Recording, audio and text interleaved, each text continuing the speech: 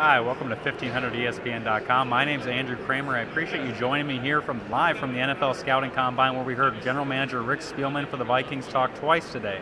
And really, when it came to Adrian Peterson, there were more questions than answers, obviously, because it's still February 16th. If you remember 2 years ago, this was the exact same time that General Manager Rick Spielman said about Percy Harvin, we have no intent to trade him. Well, obviously that wasn't the case, because a month later he was dealt for 3 draft picks. Who knows what could happen to Adrian Peterson? There's been a chorus of voices that have come out with the Vikings in support for Adrian, basically saying we would want him back, we'd welcome him back, but there's always an if caveat attached to it. If he gets his things settled with the NFL, and that's still a big if, because that case is still in federal court with U.S. District Court Judge David Doty, who has to decide whether or not Peterson's suspension will be overturned or if he'll continue on with that reinstatement date of April 15th. If it's somehow overturned, again, this is a two-party deal here. The Vikings can say what they want, but if Peterson doesn't want to come back, that doesn't make any sense for the Vikings to entertain that, especially when they'd be paying him that much money. Adrian has to want to come back. Keep that in mind when they're talking about how they would welcome him back. It's all about also Adrian's take. If he wants to go play somewhere else, get a fresh start, if he doesn't feel that they would pay him the $15.4 million cap hit he has, which is about a $12.75 million base salary, if he doesn't feel he can get that here, and if he doesn't want to entertain a restructure, again, there are a lot of pieces in flux here. So I just want to remind you of that when you're seeing these comments about the Vikings wanting him back.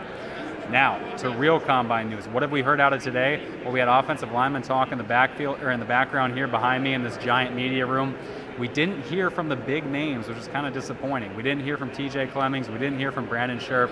Those are the two guys that if the Vikings were to go offensive line in the first round, you would assume those two names would be there if they're on the board at number 11, obviously.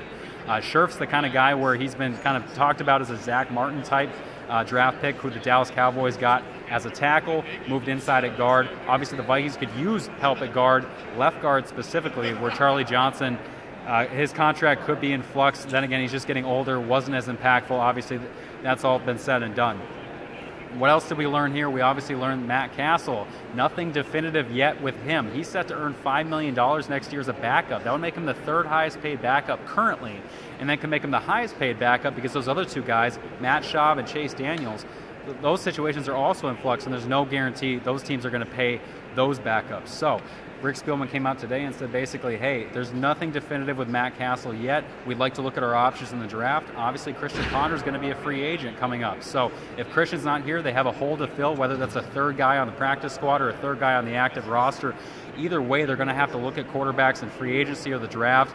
And if Matt Castle's not here, then they got to look to add a couple bodies.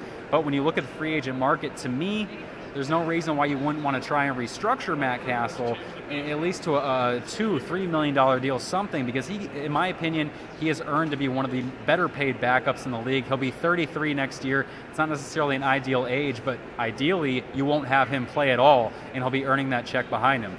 And people who scoff at that kind of a number, a couple million, this is the same team that paid $4 million for Josh Freeman to do nothing in 2013. So at the same time, if you can have a capable backup, healthy, knows the offense, that's all the more reason to pay him the money he wants. It's just $5 million is probably too steep of a price, especially when you're trying to create cap room to make other moves, and if you're trying to keep Adrian Peterson at that $15.4 million cap hit. So that's kind of what we learned today at the NFL Scouting Combine. I also asked Rick Spielman, one more thing, I also asked Rick Spielman about the linebacker situation, and he said, he kind of revealed a little bit and said that is one area where we want to try to improve. Obviously, Chad Greenway's situation is in flux. Not sure what his deal is going to be. He's got an $8.8 million cap hit. They could save $7.1 million just by cutting him. So that's a situation where he's been injury prone, not healthy all the time, only getting older. Jasper Brinkley's an unrestricted free agent, so you got 2 starting spots up for grabs. Spielman seemed to be impressed by Gerald Hodges, but you can't take any of that at face value right now because obviously the coaching staff will be making that decision. But keep in mind that they will be looking on the free agent market and in the NFL draft for a linebacker. Well, Vikings fans, I appreciate you joining me today for Combine Confidential. My name is Andrew Krammer with 1500.